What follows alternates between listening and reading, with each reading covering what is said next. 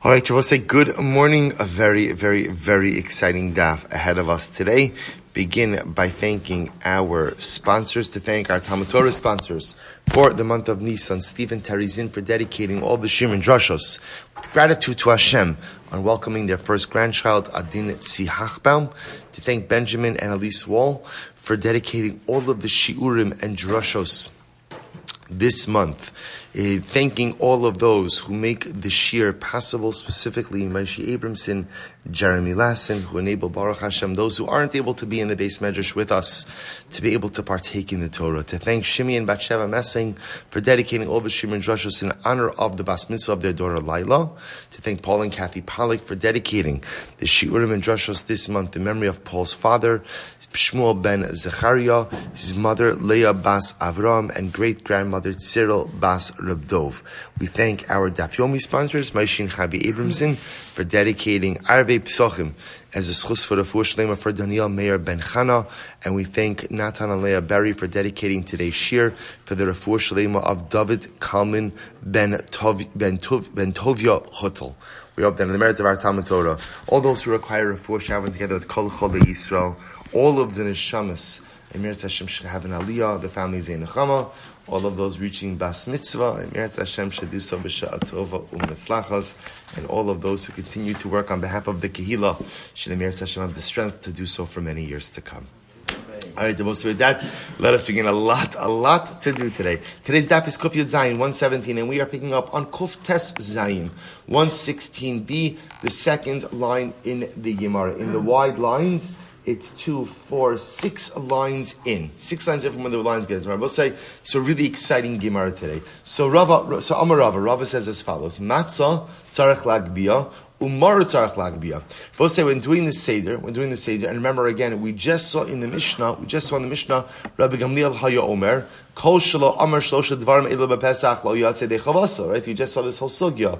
So we know that we go ahead. So what Rabbi Gamliel introduced us to, Rabbi say, is as follows.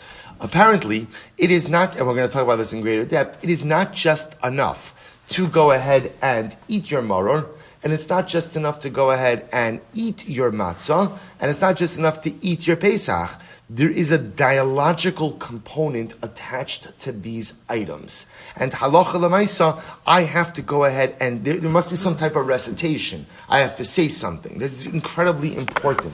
Both say, by the way, why is that? Why? Think about this for just a moment. Why does Rabbi Gamliel say you have to say something, right? Kol shelo amar shlosha devarim elo yatzei dechavas. Why do you have to say it? And again, now according to Rava, by the way, you have to pick it up. So okay, so we'll talk about the dibur Meretz Hashem a little bit later on. But the point that Rav is making is there's a dibur and there's a hagbah. There's a lifting up. So the Gemara says you have to lift. So Rav says you have to lift matzah. You have to lift up maror, basar intzarach lagbiyah. But you don't lift up the meat. You don't lift up the meat. I will say, obviously, at this point in time, when Rav is speaking, there's no Beis Hamikdash, there's no Korban Pesach, and all I have is a piece of meat that is there, zecher to the karban. So Rav says, you dafka don't pick up that piece of meat. Not only that, Rav says, you're not allowed to pick up the piece of meat. Why? Because it has the appearance that halacha l'maaseh you're eating consecrated or sacrificial items outside of the Beis Hamikdash. If you take a look at the Rashbam, so the Rashbam says, Basra in tzarech lagbiyah v'lo od elo shenir k'matish behemto ein tzarech lagbiyah dahalo matzi l'meimar Pesach zeh. First of all, you can't say Pesach zeh because that piece of meat is not your Korban Pesach. V'lo od elim hayab magbio nira k'misha makdish behemto mechayim lePesach. Furthermore, again, I will say, the act of lifting it up might actually appear as if you are consecrating something, which of course is prohibited. And I will say, this we know is halacha l'maisa in our practice as well today, when we do Rabbi Gamliel. So some pick up, but more often people point, right? Mazazu, marurzu. When it comes to Pesach, we're careful not only to not lift up, but also not even to point to the particular piece of meat. Incredible. Amrav Acha Bar Yaakov, Suma Patum Lomar Haggadah. Both say this is fascinating. A blind person is exempt from reading the Haggadah. Good. Now both say, now the truth is, in general, we see a concept in halacha of Suma Patum Mitzvos, that a blind person is Patum from mitzvos. But you're going to see there's a special limud over here. Ksiv Hacha, it says over here, Ba'avur Zeh. Right, by Pesach it says, because of this Hashem took me out of the time. Ksiv Hasam, interestingly enough, by Ben Sorer Umora, by the rebellious son, Benenu zeh. Our son, remember, the parents bring the son to Beis Din, and they say, Benenu zeh, this son is a ben sorah umora. He is wayward and rebellious. Ma'al lahalan prat l'suma. So we'll say the Gemara darshins that by ben sorah umora, the parents can't be blind. In order to say Benenu zeh, this son, they're pointing to a particular child, they can't be blind. So afkan prat l'suma, so too by Pesach, a blind person is pater. So we'll say essentially it's exer shav of zeh zeh. Ba'avor zeh, benenu zeh. Just like by Ben Sorah Amor, the parents have to have sight. So too again, by Pesach, in order to say the Haggadah, you have to have sight. Ini, is that so? V'amar Mereimar, but yet Mereimar said, Shaltun the Rabbanan de Rav Yosef, Manda Ami Agarata be Rav Yosef. Yet Mereimar said, I asked the members of Rav Yosef's home, who said Haggadah? Who led the Seder in Rav Yosef's home? And what happened? Amar Rav Yosef, Manda Amar Agarata be Rav Sheshes. And who led the Seder in Rav Sheshes' home? Amar, then they responded, Rav Sheshes. Now both said Rav Yosef and Rav Sheshes were blind. They were both blind. So Mereimar said, I inquired about two great Rabbanim who were blind, about who led Seder in their homes. And sure enough, both of them went ahead and led the Seder. So the Gemara says, well, maybe, Kasabi Rabbanan Matzah Bizman Hazeh de Rabbanan. Ultimately, again, Bepashtos, maybe these particular rabbis held that Halacha L'maisa, Matzah today is only de Rabbanan. Maybe they hold that in the absence of Karban Pesach, even matzah is only d'Rabbanan. And if it's only d'Rabbanan, even a summa could go ahead and lead the Seder. Mechlad Rav Acha Yaakov Savar Matzah Bizman Hazeh d'Oraisa. Shabbos says, is that to say that Rav Acha Yaakov, who says that a summa can't lead the Seder, he holds that matzah is d'Oraisa. V'ha Rav Acha Yaakov for the Amar Matzah Bizman Hazeh d'Rabbanan. Yet Rav Acha Yaakov says, he's on record as saying that matzah Bizman Hazeh is d'Rabbanan. To which the Gemara says, kasavar, called the tikkun Rabbanan came to Araisa tikkun. Rav Acha says it's true. Matzah bizman hazeh is d'Rabbanan, but when Chazal institute a halacha, they institute it like a d'Oraisa. And therefore, you have to treat it like a d'Oraisa. Therefore, Rav Acha Bar Yaakov says a summa should not lead the Seder. So the Gemara says, Hachi hashta bishlama hasam. I'm sorry. Ulu Rav Sheshes, Rav Yosef Nami Havadai called the tikkun Rabbanan came d'Oraisa tikkun. But according to Rav Yosef and Rav Sheshes, who are blind, wouldn't they subscribe to the same idea that even if you hold that matzah is d'Rabbanan, when Chazal institute a halacha, they institute it like a d'Oraisa, and therefore halacha l'maisa, if a summa is not permitted to lead the seder when matzah is a d'Oraisa, you shouldn't even be able to lead it when it's a d'Rabbanan. To which the Gemara says, "Hachi ashta bishlama hasam idahavei lemichtav b'neinuhu uksiv b'neinu zeh shmamina prat l'sumin hu da'asa." So both sides, the Gemara says it's not a fair comparison. All of this is based on Gzera Shava between Ben Sorah Umora and Pesach, but it's not fair. I'll tell you why. By Ben Sorah Umora, the pasuk is Benenu Zeh. Benenu Zeh, Ben Sorah Umora. So where does the drasha from Ben Sorah Umora come from? Because what could the pasuk have said? Benenu Hu. This son of ours, he is a Ben Sorah Umora. But instead the Torah says Benenu Zeh. Zeh, Rabbi say, you know where we see this? Very apropos as well. By the Shira, by Az Yashir, what do we say? Zekeli vanveyu. And what does Rashi HaKadosh say? Zekeli vanveyu, heralo be'etzbav. That literally there was such a manifestation of the divine presence that people were able to point to the Shechina. So the word zeh, certainly in the biblical context, refers to something that you are able to see and to identify. So by Ben Sorah or the pasuk could have just as easily said Benenu Hu. This is our son. The fact that it says Benenu Zeh indicates that it's telling us that the parents must be able to see their child, and if they're blind, there is no Ben Sorah Umora. However, Aval Hacha, Ilav Ba'avor Zeh, My Lichtov. But again, over here by Pesach, I both say, remember, we're trying to tell the child, Ba'avor Zeh, Asa Hashem li b'tzei simim v'zayim. Because of this, the pashtus of this is Pesach Matzah and Marer. Because of this, so we'll say there is no other way to phrase it.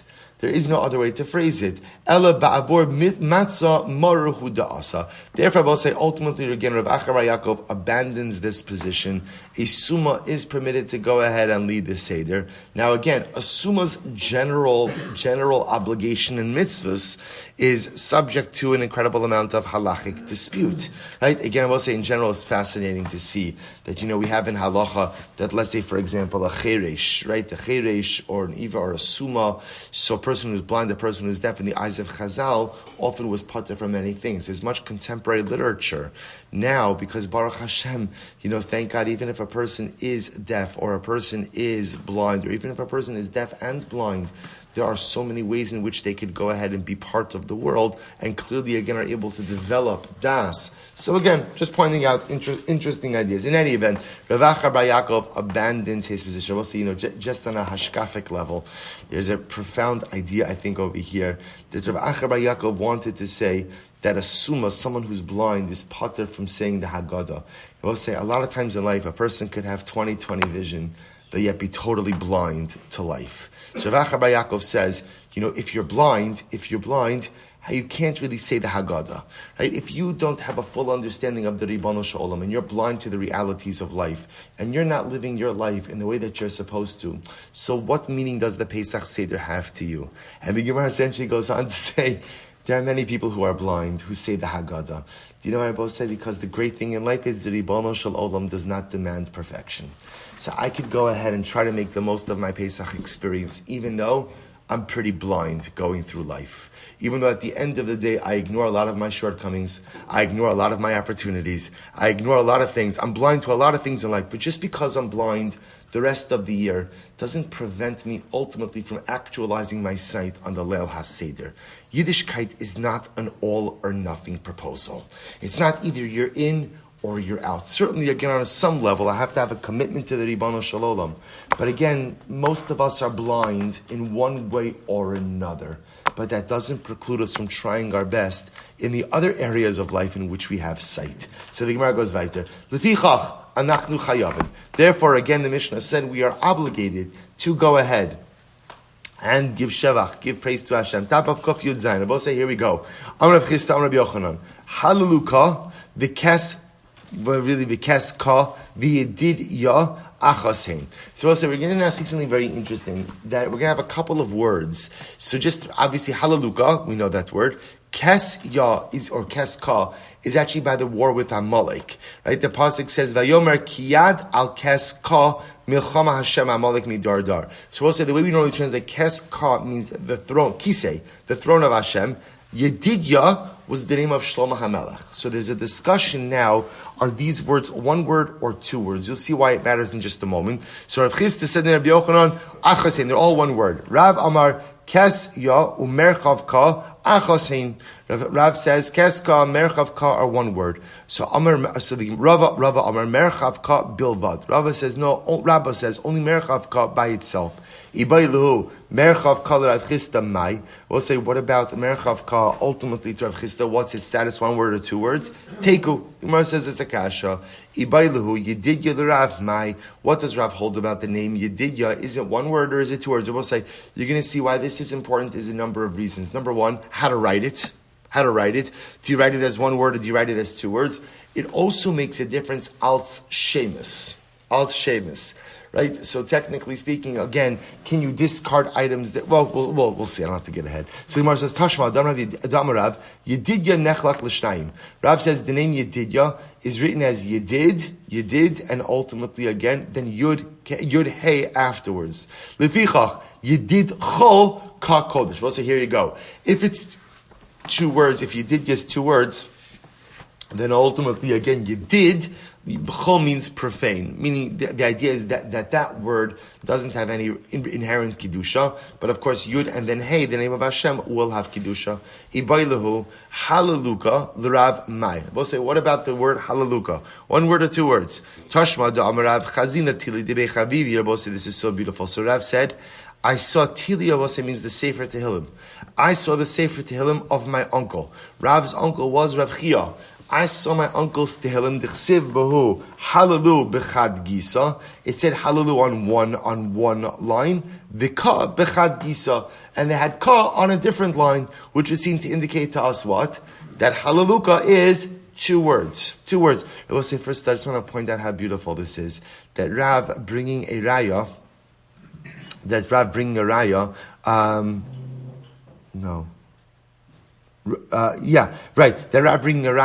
from his uncle's Tehillim. Right? They'll say, what a beautiful imagery. I saw my uncle's Sefer Tehillim. Right? They'll say that it's so beautiful. Not normally the way we bring a raya. Imagine looking in the Tehillim of an ancestor. So he says, I saw my uncle's Tehillim, it was written 2 lines. Upliga Rabbi Shimon Levi. Rabbi Shimon Levi, my halaluka, halalu behilulim harbe. And also Rabbi Shimon Levi disagrees, because Rabbi Shimon Levi says that halaluka is one word. And in fact, what the word means is praise HaKadosh Baruch Hu with many praises. Upliga didea didei, and Rabbi Shimon Levi contradicts himself. Then Rabbi Shimon Levi, basara ma'amaro shel shabach ne'emar Sefer Tehillim. That there are 10 forms of praise which are recited in Sefer Tehillim. What are they? Benitzuach. So we'll say benitzuach means lam natzeach. Benigun, beneginos, lam naginos. Bemaskil, bemizmar, beshir, ba'ashrei, betehila, betfila, bahodah. So we'll say these are all the different words that are used to highlight praise in Sefer Tehillim. And the Gemara says, Rabbi Shimon Levi says, "Halaluka gadol mikulon."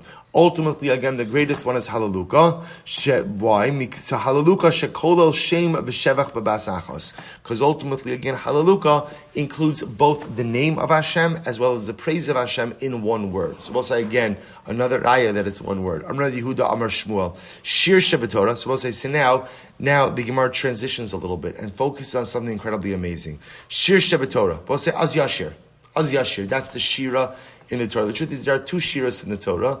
There's Az Yashir and there's Hazinu, right? But Az Yashir, who said it? Shir Shebetorah. Moshe v'Yisrael amru b'shash alu ben hayam. Moshe Rabbeinu and Klal Yisrael said it when they came out of the Yam Suf. V'halal zim mi amru. So we'll say this is actually very interesting.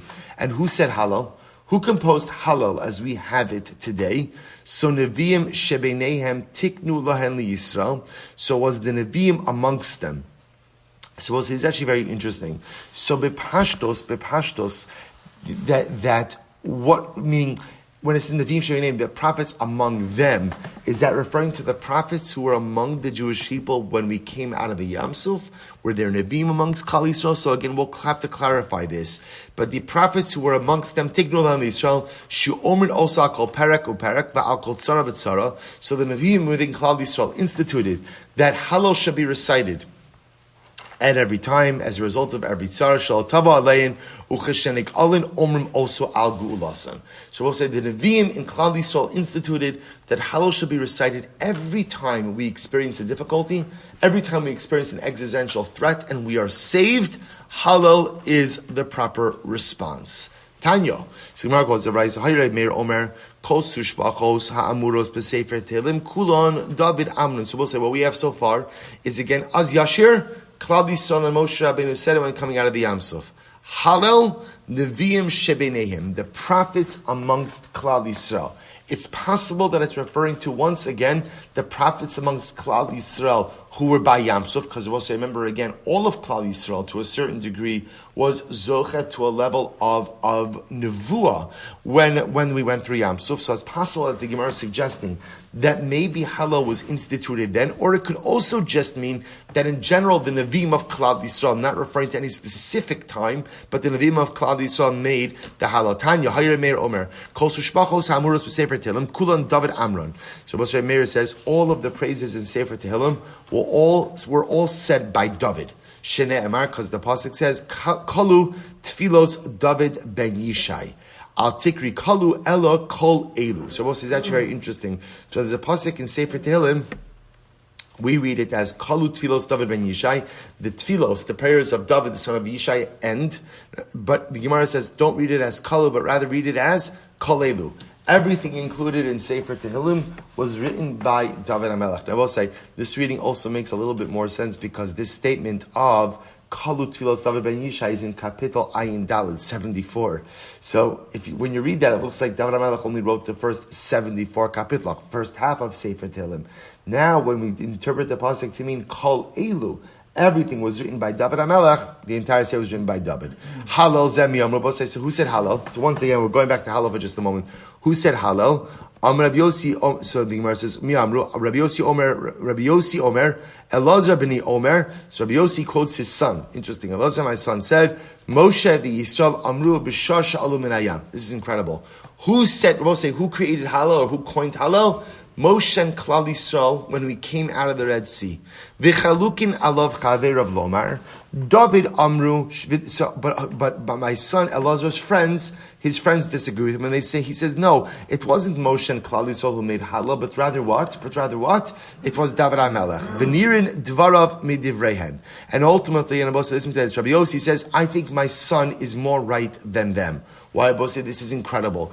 Efshar yisol shachtu es pischehen v'natlu es lulavehen v'lo amru shira. So let's listen to this, because Rabbi Yossi says, is it possible that for all of those years before David HaMelech, Jews took their lulav and Jews shechted their Korban Pesach and they didn't say halal? Well, we've seen this type of theme before. Is it, see, what Rabbi Yossi can't believe is, until David HaMelech, no one said halal? No one said halal. So what did Jews do? And they did mitzvahs. How did they just not spontaneously burst into halal? We spoke about this before, that this type of statement is incredible. It's almost as if halal is the reflexive reaction to spiritual service. That when you realize that you have a privilege to serve the Ribono Shel Olam, when I realize what it means to have a Torah, what it means to have mitzvos, what it means to have a relationship with the Melech Malchei Hamlochim, the natural response is halal. It's not the pshat. So Rabbi Yossi is saying is, what are you talking about? Who codified halal? Halal is the natural, reflexive, spiritual response when you realize the enormity of the spiritual privilege that we possess in life. So it's impossible to think that David HaMelech was the first person to come up with this. I will say, now I'll tell you something very interesting. So this is actually a very dramatic Gemara, because here we have now an opinion when it comes to halal. So again, Az Yashir we've got Sefer Tehillim, so far pretty much we have as well, David HaMelech. Halal, we have again Rabbi Yossi quoting his son saying it was Klal Yisrael when they came out of Yam Suf. Second opinion, which is everybody else, saying no, Halal is part of Tehillim. And therefore again, it was also made or put together by David HaMelech. So it's interesting, in the Shailas of Shuvas Tshuva Me'ava, he asked a question, it's actually the Maharsha's question. He says, how can you say that it was Klal Yisrael who came out of the Yam Suf who said Halal? There are phrases in there that don't make all that much sense. Beis Aaron betchu b'Hashem. Beis Aaron betchu b'Hashem. That doesn't come till later on. So the Tshuva Me'ava gives a very interesting answer. Tshuva Me'ava brings down, he says, when we say that Klal Yisrael, who came out of the Yam Suf, made Tehillim, created halal, concretized halal, we'll say it doesn't literally have to mean that they went ahead and arranged the words. Rather, what does it mean? They developed a conceptual framework. The conceptual framework being that after you experience some type of salvational deliverance, there is an idea of praising the Ribono Shel Olam. And that's why even when the Gemara says, when Rabbi Yossi says, could it be that Klal Yisrael took their lulav, did their Pesach, and never said halal? It doesn't have to mean the words of halal as we have it today. It means the concept of halal. Both say, in other words, essentially, there's the construct of halal and the concept of halal. It's quite possible that the construct of halal, as we know it today, which is made up of kapit lach tilim, wasn't made until David HaMelech. That's quite possible. But the concept of halal, the concept of praising the Ribono Shel Olam when something dramatically amazing happens, that has to be as old as Klal Yisrael. So Rabbi say this is the same concept that we see in the Gemara Maseches Brachos, when the Gemara says that Avram instituted Shachris. Right? So what's the first kasha? Avram Avinu constituted Shachris. How long did it take? Right? What did he do? A 28-minute one, a 30-minute one, a 35-minute one? How long? Well, so obviously, it doesn't mean that Avram Avinu daven Shachris like we have Shachris, or that Yitzchak daven Mincha. Shmona Esrei Zan Shekin is Sakadola. Many generations later, it means they developed a conceptual framework for morning, afternoon, and evening prayer. But of course, they didn't daven what we daven. That's obvious. So the Shulman Ava writes over here that again, same idea according to this opinion that Klal Yisrael, Rabbi Yossi says that Klal Yisrael went ahead and made up halal when they crossed the sea, not the words, not the construct, but the concept. So the Gemara goes right to Torah. All of the different things that David HaMelech wrote in Sefer Tehillim, the Gemara says, Omer Keneged Atzman Omran. Sefer Tehillim corresponds to David HaMelech's life. Every single kapitel somehow reflects something in his life. Rabbi Yeshua Keneged Tzibor Amar. Rabbi Yeshua says, no, he wrote it corresponding to the Tzibor of Klal Yisrael. It's not about David personally, but rather it's about the experience of the Klal. The Chum say both. Yesh and Keneged Tzibor, Yesh and Keneged Atzmo. There are some kapitlach, ultimately again, that David HaMelech wrote, corresponding to specific events in his life, and some kapitlach that ultimately correspond to the Klal. Ha'amuros b'loshen yochid keneged atzmo, ha'amuros b'loshen rabim keneged tzibor. And very soon, how do you know which is which? So Rabbi Yeshua posits, the Chum posit, that halacha l'maisa, ones that are written in plural correspond to Klal Yisrael, ones that are written in the singular correspond to the individual. Ha'amuros, so Gemara goes weiter. So nitzuach v'nigon la'asid lavo. Also, by the way, when David HaMelech introduces a capital lam natseach or lam neginos, that refers to the future, which I will say, by the way, just so you should know, what does lam natseach mean, or lam naginos? Lam natseach means to the conductor, right? The conductor of who? The conductor of the Levitic choir. David HaMelech wrote Sefer Tehillim to be sung by the Levitic choir in the Beis HaMikdash, because what David HaMelech wanted more than anything in life was to be able to build the Beis HaMikdash. The one thing that he wanted most was the one thing that the Ribono Shel Olam said no to. We'll say there's an incredible drama to this. The one thing Moshe Rabbeinu wanted most, to enter into Eretz Yisrael, Kadosh Baruch Hu said no. The one thing David HaMelech wanted most, to build the Beis HaMikdash, the Ribono Shel Olam said no. But amazingly enough, and here's the incredible life lesson of David HaMelech, just because you can't do exactly what you want does not mean you should not do something. So David HaMelech couldn't build the Beis HaMikdash, but he did everything else. He bought the real estate, and he composed every piece of music for the Levitic choir. Everything that the Leviim ever sang in Emirat Hashem Hirabi Yameinu will sing again comes from David HaMelech. An incredible life lesson. Just because you can't do what you want doesn't mean that you are exempt from accomplishing anything. So the Gemara goes weiter. So Nigun v'nitzuach lasid lavo maskil ayidei turgamon leDavid Mizmar. So we'll say this is also so beautiful. What does it mean leDavid Mizmar? So we'll say, remember again, there's some kapitach there are leDavid Mizmar, some Mizmar leDavid. We'll say, get ready for this life-altering Gemara. LeDavid Mizmar melamed sheshar salav shechina va'achar kach amar shira. So we'll say, when you see leDavid Mizmar, it means that David HaMelech was in a state of inspiration. Literally, again, the shechina rested upon him, and then he sang. Mizmar leDavid, melamed sha'amar shir va'achar kach shar salav shechina. When it says Mizmar leDavid, it means David HaMelech had to self-inspire. But you hear this chilik? LeDavid Mizmar is David HaMelech was already inspired and then began to sing. Mizmor leDavid, David HaMelech needed music, as we're going to see, in order to get himself into a state of inspiration. The Gemara says, "L'amdecha shena shchina shar lo mitoch atzlos, lo mitoch atzlos, v'lo misoch atzvos, v'lo misoch schok, v'lo misoch kalos rosh, v'lo misoch dvarim habetelim, ela mitoch dvar simcha shal mitzvah." Both you learn from here that the Shechina only rests upon a person, or the Shechina does not rest upon a person, from atzlos, laziness, atzvos, sadness, schok, levity, kalos rosh, lightheadedness, and any davar batal.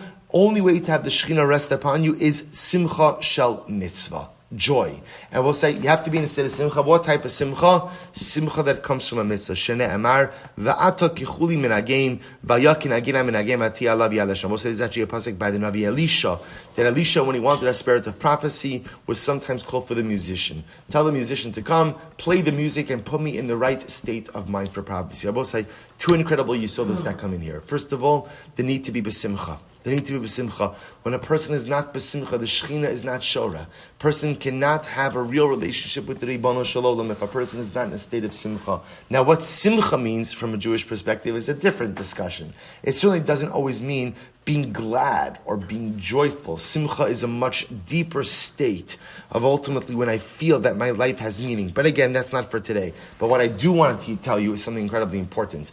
This yisod of Mizmor leDavid versus leDavid Mizmor, I will say in Chasidus, this is called Isarusa de Leah and Isarusa de Latasa. In Chasidus, there are two different forms of inspiration. There's inspiration from above and inspiration from below. Sometimes the Ribono Shel Olam sends a wave of inspiration over me. We all experience this, right? Sometimes I just feel inspired. Sometimes I just feel spiritually connected, and I don't even know particularly where it came from. That's called Isarusa de Le'ila, an awakening from above. That's a gift, a matana, from the Ribono Shel Olam, and that's incredible. But sometimes in life, the tidal wave of spiritual energy is not coming. And what I have to do is self-inspire. I have to self-inspire. I can't spend my life sitting on the couch waiting for the tidal wave of divine energy. I must self-inspire. That's called Isarusa Dilatas, an awakening from below. And I will say what you see over here is even the great David HaMelech experienced that as well. LeDavid Mizmar, he was inspired. The Rosh Hashanah inspired him and he sang. But Mizmar LeDavid, in those moments, ultimately again, when he was not inspired, what did he do? He inspired himself. Rabbi say a person is never allowed to say, I'm just not inspired. Okay, well, I should say, sometimes, of course, there are times I'm not inspired. The shaila is, after I make that statement, now, what am I doing about it? So Rabbi say, so sometimes I live a life of David Mizmar. I'm feeling it, and I'm singing it. And sometimes in life, I'm living a life of Mizmar David. I'm not feeling it, but I'm going to do whatever I can to feel it. I'm going to self-inspire, and then Emir Hashem move on to my avodas Hashem. Incredible. So Gemara goes right to Amar Yehuda Amar Rav. Techin ledvar halacha. Same thing, that just like you need to be besimcha in order to go ahead and have hashras hashchina. We'll say when giving over halacha, when teaching Torah, a person should teach Torah in a state of simcha. This is great. We'll say this is beautiful. So too for dreams. If you want to have sweet dreams, what do you need to do? Go to bed happy. Go to bed happy, right? If you go to bed happy, or just put yourself in a state of simcha, and good things happen. You'll have hashras hashchina, you'll have a shchina, you'll be able to teach Torah, you'll have good dreams. Ini is this so Rav Gila Amar Rav Kol Tam Chacham Yoshe Bnei Rabo Vein Sif So Sub Not Fo Smart Techavena Beit Rav Gila is the name of Rav. That any Talmid Chacham who sits in front of his Rebbe, and literally again his lips are not dripping with dread. Ultimately, again, Techavena will be burnt. We'll say, so this clearly paints a picture that when you learn Torah, you're not supposed to be in a state of simcha, right? You're supposed to go ahead and what? You're supposed to be in a state of like awe and reverence. Sheneh Mar Sif Sosav Shoshan Notfo Smar over Atikri Shoshanim Ela Shoshonim Atikri More over Elamar over Lokashya Haba Rabba Haba Talmida. To which the Gemara says two different people. The Talmud is supposed to be sitting learning Torah in a state of awe. The Rebbe is supposed to be in a state of simcha when he's conveying the Torah. Because if the Rebbe is in a state of simcha, he's more effectively and excitedly able to convey that Torah. Another possibility is, Hava Haba Rabba, both are talking about the Rebbe. Velo Kasha, Ha Mikamei da Pasach, Hala Basar da Pasach. This is interesting. There's also maybe a difference in the disposition of the Rebbe before he begins this year and after he begins the shir. The Gemara says, Kihad de Rabba, Mikamei de Pasach Lul Rabbana Amamilsa de Michusa. Rabba, before he began the shir, he would say a joke, he would say something humorous, Ubat Rabbanan, and the rabbis would laugh. Ulubasov Yosef Be'imso Pasach B'Shmaita. Then the rabbis would get serious, right? They would go ahead and transition into a state of greater awe, and then he would begin to learn. So maybe it's possible the Gemara is saying is, in order to draw people in to learn, you have to start with simcha, you start with a little humor, then once they're drawn in, then ultimately again the experience transforms into one of awe. Tan Rabbanon. Halal Zumi Amru. Who said Halal? Rabbi Elazar Omer. Moshe v'Yisrael amru b'shasha amdu al hayam. Moshe and Klal Yisrael said it at the time that they stood at the Red Sea. So the Gemara says, b'shasha amdu al hayam amru. So listen to this. So the Gemara says, let me see it differently. B'shasha amdu al hayam heim amru lo lanu Hashem lo lanu. When we stood at the sea and we needed the sea to split, we said, Lalana Hashem Lalanu. Ribbon Shalom, don't do it for us. Don't do it for us. We don't have the schus, but do it for you. Meshiva Ruach HaKodesh Amar Lahan, Lema'ani es. And the Shekhinah responded to us and said, Klal Yisrael, I will split the sea for my own sake. Rabbi Yehuda Omer, Yoshua v'Yisrael Amru, B'shash Amdu Alei Malchei Canaan. Yoshua and Klal Yisrael said it when they had to face the Canaanite kings. Heim Amru Lolanu. So Yoshua and Klal Yisrael said, Lolana Kadosh Baruch Hu, don't do it for us. Don't do it just for us. Again, don't do it for us. Umeshiva and the Shechina responded Lema'ani es. Rabbi Elazar Omer Dvora Ubarak Amru B'shash Amad Aleim Sisra. So we'll say comes along Rabbi Elazar and he says that it was Devorah and Barak. They're the ones who said Hallel when they had to face down Sisra. Heim Amru Lo Lanu. So ultimately, again, they said to HaKadosh Baruch Hu, Ribbon Shalom, don't save us for our sake, but rather save us for yours. HaKadosh Baruch, V'rach HaKadosh Meshiva, V'omeres Lahem, Lema'ani Es. And sure enough, the Shekhinah responded and said, okay, I will redeem you from my sake. In other words, even if the klal doesn't deserve it, I will go ahead and redeem you for my own sake. Rabbi Elazar ben Azariah Omer Chizkiah v'Siyaito Amra b'Shasha Amar Aleim Sancheriv. Heim Amru Lo Lanu u'Meshiva. So we'll say what happened. It was Chizkiah Melech Yehuda, when Sancheriv marched on Yerushalayim, and Chizkiah says, Ribono Shel Olam, please, Lo Lanu, don't save us for our sake. And the Shekhinah responds, I will save you for my sake. Rabbi Akiva Omer Chananyo Mishal v'Azariah Amru b'Shasha Amar Aleim Nebuchadnezzar HaRasha. Rabbi Akiva says it was Chananya, Mishael, and Azariah. When Nebuchadnezzar stood up, opposed them, Amru Lo Lanu u'Meshiva. Good. Rabbi Yosef Lili Omer Mordechai ve'Esther Amrua b'Shash Amad Aleim Haman HaRasha Heim Amru Lo Lanu u'Meshiva. So again, this is incredible, because what do you see? The same capital of Tehillim, and yet differences of opinion that span throughout the entirety of Jewish history. We've just gone from Moshe Rabbeinu and Klal Yisrael at Yam Suf to Mordechai and Esther. The Chum is saying Neviim shebeneim tiknu alon sheYisrael shi'omrim osa kol parak uparak va'al kol tzara v'tzara shelo tav aleim liyisrael kashenagalan omrim osa gula. So we'll say what we see is as follows. We see a fundamental dispute as to when exactly Hallel itself was codified, right? And then so we attach it to different historical events, and then there's the opinion of the Chum. The opinion of the Chum was that the creation of Hallel was, for lack of a word, I'm going to use this word, a generic institution. Generic institution meaning Chazal, the Nevi'im instituted Hallel. And when did they say Hallel? Anytime we face an existential danger and we are saved, Hallel is the appropriate response. Good, beautiful. The Gemara says, Amrav Chista, Hallelujah, Sof Pirka. So we'll say now, this is very interesting. What happens when you see a Hallelujah at the end of Tehillim? So is Hallelujah the end of one kapitel or the beginning of a new kapitel? Right? Where do you put the Hallelujah? So listen to this. So the Gemara says, Amrav Chista, Hallelujah Sof Pirka. Whenever you see Hallelujah, that's there to close out a chapter of Tehillim. Rabbi Bar Rafuna Amr Hallelujah Reish Pirka. Rabbi Bona says, no, Hallelujah is the beginning of a parak. Amr Rav Chista, Chazina Lahu L'Tili Debei Rav Chanin. So Rav Chista said, I saw the Tehillim of Rav Chanin.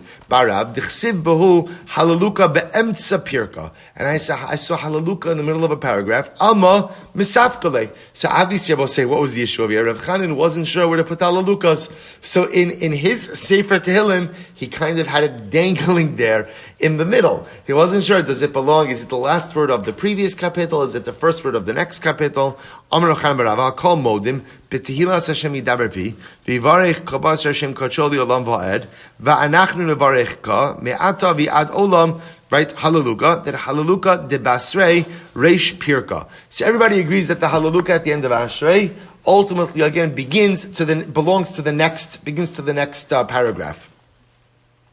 The Gemara says as follows: Rasha Yira Vekas Shinavi Icharek V'Namas Tavas Risham Tovar Hallelujah de Basrei. The Hallelujah that follows that particular pasuk, Reish Pirka, is the beginning of the next parak. Usha'omdu meveis Hashem Hallelujah de Basrei Reish Pirka. So Gemara is just giving certain examples where apparently everyone agrees that the Hallelujah that quote unquote follows the particular kapitel is not the end of one kapitel, or rather the beginning of the next. Krai Mosif and Elu, those who are familiar with Tanakh, add on a couple of extras. Minachaba derech Yishal Kein Yorim Rosh Hallelujah de Basrei Reish Pirka. The Hallelujah that follows that pasuk really belongs to the next kapitel. Reishis Chacham Yiras Hashem Seichel Tov L'Chol Sehem. Hallelujah de Basrei, the Hallelujah that follows that particular pasuk, Reish Pirka, is really the beginning of the next parak. So we'll say maybe this is a machlokes about how to go ahead and attach the Hallelujahs to the various prakim. So the Gemara says, Ad Heichon Hu Omer. So we'll say now going back to Pesachim. Remember we had a machlokes in the Mishnah about how much of Hallel do you recite before the meal. So the Gemara says, Ad Heichon Hu Omer Beishai Omrim Ad Im Habanim Smecha. So Beis Shammai says you say until Im Habanim Smecha, right? The end of the first paragraph. Ubeisila Omrim Ad Chalomish Lamayim V'Tanya Idach Ad Heichon Hu Omer. Till how long do you say? Beishamai Omrim Ad B'Tzeis Yisrael Mitzrayim. So this is interesting. In this alternate version, it says. See, in the first version, it says Ema Banu Smech, which is the last line of the first paragraph. In the second version, it says until B'Tzeis Yisrael. Now, both when you look at that, you say to yourself, what's the difference between the two? What's the difference between the two? At first glance, nothing. They're saying the same thing. But watch this. So we'll say, my Amud Beis, my love Hakav. What are the two versions arguing about? Leman Damar ad Eim Habanim Smecha. So according to the first version that said Beis Shammai says, you only say until Eim Habanim Smecha. Sabar Halaluka Reish Pirka. Says Dafka meant until Eim Habanim Smecha. And it doesn't add halaluka. It doesn't say Eim Habanim Smecha halaluka, because that first opinion will hold that halaluka is actually part of the next paragraph. It's not the end of the previous, but it's the beginning of the first. However, but the second brisa that said according to Beis Shammai, you're going to say until Beis Yisrael, he holds what? Sabra halaluka, sof pirka. He holds the halaluka actually belongs to the end of the first paragraph. So I want to be clear. What the two versions of Beis Shammai are not substantively arguing. They're both saying that according to Beis Shammai, how much of halal do you say before the meal? How much? First paragraph. Interestingly enough, they're just phrasing it differently. The first opinion says that according to Beis Shammai, you say until Eim Habanim Smecha, and the second opinion says you say until Beis Yisrael. B'tzeis Yisrael. So the Gemara is suggesting, what's the nafkamina? Maybe the nafkamina is just halaluka. Where does halaluka go? According to the first opinion, who says until Eim Habanim Smecha, halaluka is attached to the next capital. According to the opinion that says B'tzeis Yisrael, halaluka is attached to the previous capital. To which the Gemara says, Rav Chisda Tamei, D'chuli Amasari halaluka sof pirka. Rav Chisda says no. Everyone agrees that halaluka ultimately again belongs to the previous paragraph. So why do they phrase it differently? Man damar b'tzeis Yisrael shapir. So what's according to the second brisa that said that Beis Shammai says you say halal until b'tzeis Yisrael. So that formulation makes sense, because then the halaluka belongs to the previous chapter or the previous paragraph. Uman damar ad Eim Habanim Smecha, and the one who says until Eim Habanim Smecha ad v'ad bichlal. We'll say back to our brachas days, right? When it says until Eim Habanim Smecha, means up until, and what? And including that entire phrase through halaluka. The name ad halaluka. So why don't you just say until halaluka? In other words, why be ambiguous with your wording? Why not just say until halaluka?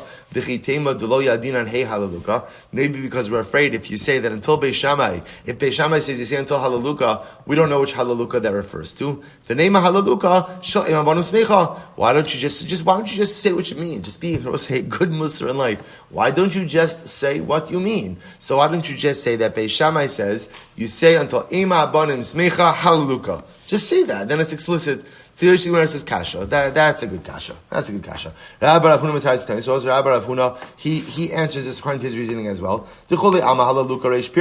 Everyone agrees that halaluka belongs at the beginning of the next chapter. Man damar at Eim Habanim Smecha shapir. So the opinion that says that according to Beis Shammai you say until Eim Habanim Smecha, that formulation makes sense. It's dafka until Eim Habanim Smecha, not halaluka, because halaluka belongs to the next chapter. Uman damar ad b'tzeis Yisrael, and the opinion that says until b'tzeis Yisrael sabar ad velo ad bichlal. He holds that it means until b'tzeis Yisrael, but what?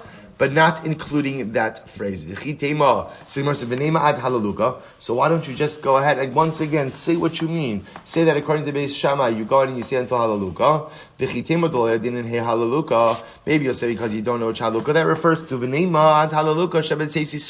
So instead, just say halaluka b'tzeis Yisrael. To which the Gemara says, kasha. So we'll say, therefore, we'll say what comes out from this sugya is so incredibly dramatic. What we have over here is we'll say, so interestingly enough, the only thing that everyone agrees on authorship about is Az Yashir. Right? And that's a pretty easy one, right? Because Az Yashir is stated explicitly in the Torah. After Az Yashir, so we get into a whole bunch of dispute. Again, Hallel, who said it? Was it said at a specific time? Was it Nevi'im? Or again, perhaps the approach of the children of Me'ava, which I personally like. That approach that says it could very well be that conceptually Hallel was created already at Yam Suf, which makes sense. So the concept was created ultimately again at Yam Suf. It could be that the construct doesn't come until later on. Sefer Tehillim, was it Klal Yisrael at Yam Suf? Was it all David HaMelech? Okay, So this is the machlokas. Part of the machlokas and the beauty of the machlokas is the ability to read in different authors and different experiences into all of these words, which is sometimes what makes, let's say, a Sefer Tehillim so incredibly impactful. That it's the words of David HaMelech, but it's the experiences of Klal Yisrael.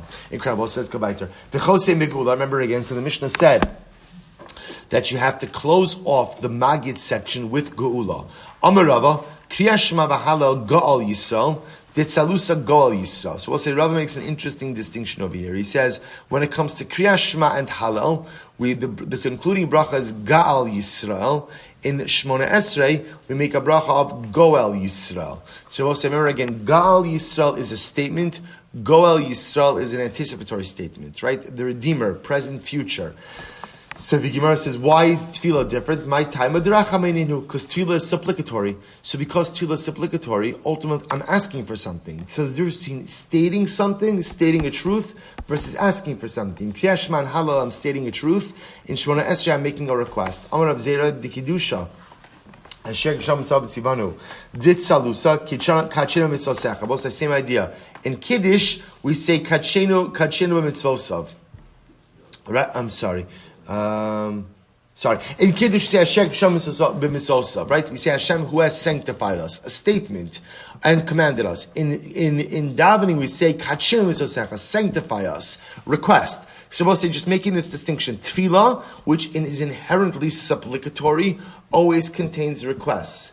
Kiddush is a statement. So the Gemara says, my time, but why is tefillah different? Derachameninu. Ultimately, again, because tefillah is rachamim, tefillah is supplicatory. Amr Ravacha Bar Yaakov, V'tzar sheyaski Yetzias Mitzrayim b'Kiddush hayom. You always have to make mention of Yetzias Mitzrayim in Kiddush. Ksiv hacha leman tiskar es yom, says over here by Mitzrayim, you should remember the day you left Egypt. Uksiv hasam zachar es yom Shabbos lekatro. So Rabbi Silber uses zachar by Shabbos and Pesach, and therefore every single time you make Kiddush, you must remember Zechiras Yetzias Mitzrayim. Amar Rabba Bar Shila, Ditzalusa matzmiach keren Yeshua. In davening we say, he who brings forth or he who causes to flourish, keren Yeshua, the horn of salvation. The Aftarta, yet in the Haftorah we say Magen David, the shield of David. Vasisa lecha shem gadol kishem gidolim. Taner of Yosef, zeu shomer Magen David. And where do we get this from? Because the pasuk says, I will make for you a great name like the names of the great ones. That references the fact that we say Magen David, the shield of David. And we'll say one last before we have Safar B'Shem Elokish. V'eschala gadol zeu shomer Elokei Avram. I will make you into a great nation. We say God of Avram. Elokei Avram Shona Esrei. V'avarechecha is God talking to. Remember, we'll say this is Parshas Lech Lecha. So when HaKadosh Baruch Hu says to Avram, I'll make you into a great nation, we say God is referred to as Elokei Avram. Avarechecha, I will bless you. Zeh shomer Elokei Yitzchak. This refers to the fact that we say God of Yitzchak, V'agad lo shemecha, I'll make your name great. Zeh shomer Elokei Yaakov. We say the God of Yaakov. Yachol yichosim v'kulam. So we'll say, I might have thought, so we'll say, the Gemara single here, we saw some brachas. That the idea, this pasuk is actualized in Shmona Esrei. That we say Elokei Avram, Elokei Yitzchak, Velokei Yaakov. So the Gemara says, Yachol Yuchosim V'kulan. You might have thought that therefore you should conclude the bracha of Avos, saying Baruch Atah Hashem, Magen Avram, Yitzchak, V'Yaakov. Therefore the Gemara says, Tamalomar V'yei bracha. Avram, you will be a bracha. We will end off with you, Avram, but we will not end off with everyone else. So we'll make mention of Avram, Yitzchak, and Yaakov, but Vei bracha, Avram, you are the bracha. Magid Rabbi Silber, just end off with this. Rabbi Yitzchak Berdichev says so beautifully. What's the pshat with this? What's the pshat? It says the avos all represent the different midos. Avram Avinu was the midah of Ava, or the midah of Chesed, love, kindness. Yitzchak was gevura, strength, austerity, din, strict justice. Yaakov Avinu was interesting. Yaakov Avinu sometimes is referred to as emes, truth, or tiferes, splendor. So Rabbi Yitzchak says something beautiful. In life, we see different things. Sometimes we see chesed, sometimes we see HaKadosh Baruch Hu's din, and sometimes we see HaKadosh Baruch Hu's truth. But at the end of the day, when we say Baruch Atah Hashem Magen Avram, the Rebbe says so beautifully, is to always understand that everything HaKadosh Baruch Hu does for us and with us is always motivated from a profound sense of divine love. Baruch Atah Hashem Magen Avram, everything in life that we experience only comes from the Ribono Shel Olam's Midas HaChesed and Midas HaAhava. Sometimes you could see it, sometimes you could experience, sometimes you don't, but it's always there. All right, so stop over, pick up, and Hashem over here tomorrow.